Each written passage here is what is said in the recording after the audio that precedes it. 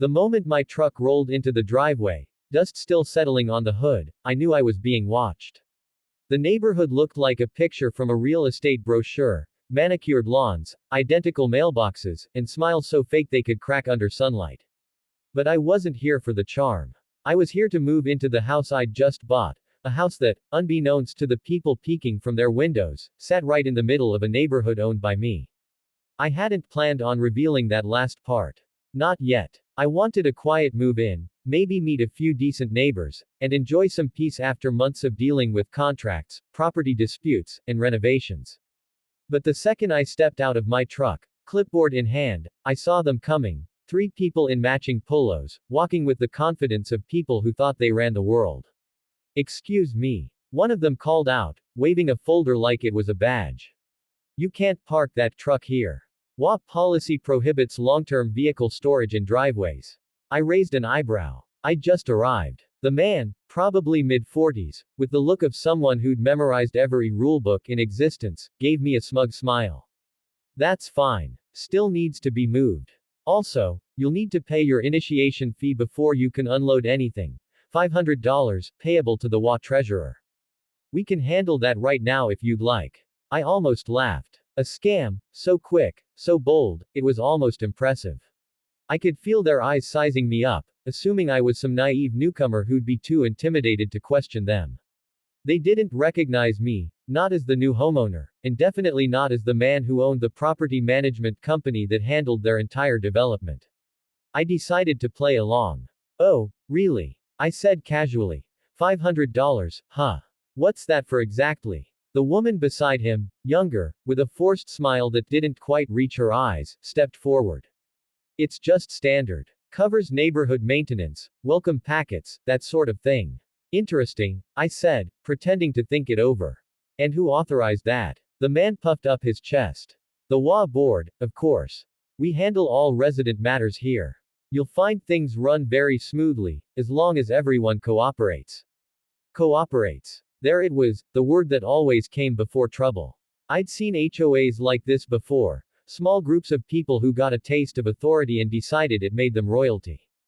They bullied residents, made up fees, and treated tenants like servants. Normally, I'd handle it quietly, through paperwork and lawyers. But this time, it was personal.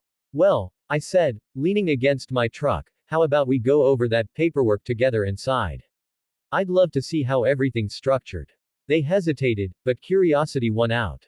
Once inside, I pulled out my own folder, thick, official, stamped with my company's logo, Granite Oaks Property Holdings. The man frowned. "What's that?" "Oh," I said with a shrug, flipping open the first page, "just the company that owns this entire neighborhood. Including the land your HOA operates on. Including this house. Including your HOA office, actually. Funny thing, your board pays rent to my company every quarter." The silence that followed was priceless. The woman's fake smile vanished. The man's color drained. Even the third guy, who'd been silent the whole time, muttered something under his breath and took a step back. Wait, the man stammered. "That's not possible. We're an independent association." I corrected gently. "Until you defaulted on your lease for the clubhouse property. My company bought the entire development from the original builder last year. Every home sale since then includes a clause acknowledging Granite Oaks as the landholder. Didn't your treasurer read the new terms?" They looked at each other, panic spreading fast. I could practically hear the gears turning. All those little fees and fines they'd been collecting weren't going to look good when someone checked the books. Finally, the woman spoke, her tone suddenly softer. "I think there's been a misunderstanding. We just wanted to make sure you were aware of the community rules."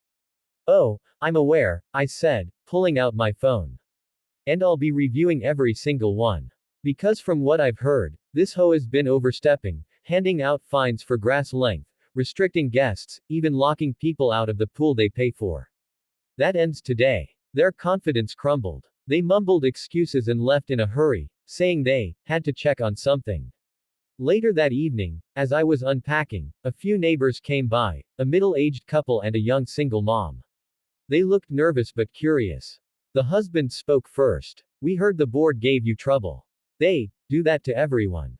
I smiled. "Not anymore. When I told them the truth, that I owned the land and was restructuring the HOA to remove the corrupt board, they were stunned. The single mom, Emma, actually teared up. They've been threatening to fine me for my kids' bikes, she said quietly. I can't afford that kind of stress anymore. I told her she didn't have to. Not here. Not ever again. Over the next few weeks, I called a special meeting. The entire neighborhood showed up, whispering, skeptical, tired of empty promises. I walked to the front, holding the microphone, and said, "You've all been told that the HOA works for you. That's how it's supposed to be. But somewhere along the way, it became the other way around. That stops today." I explained the new plan: transparency, fair elections, no more made-up fees. The old board sat in the corner, looking like deflated balloons. When I mentioned that they'd been caught pocketing residents' payments, the room erupted. By the end of the night, the community had voted in a new board, people who genuinely cared. For the first time in years, there was laughter in that clubhouse. Real laughter. As I locked up afterward, the same man who'd tried to fine me that first day came over. His pride was gone, his tone was humble. "You could have humiliated us," he said. "But you didn't." I shrugged. "You did that yourselves. I just made it official." He nodded slowly. "Guess we all learned something." "Yeah," I said, glancing around at the smiling faces, "that power only matters when you use it to lift others, not to step on them." The next morning, as I sipped my coffee on the porch, kids rode bikes past my driveway, waving. Neighbors smiled instead of scowling. For the first time, the place felt alive, not like a set of perfect houses, but a real community. The HOA had tried to trick me the moment I arrived. But they never realized the truth. I wasn't just their newest neighbor. I was the one who held the keys to their freedom.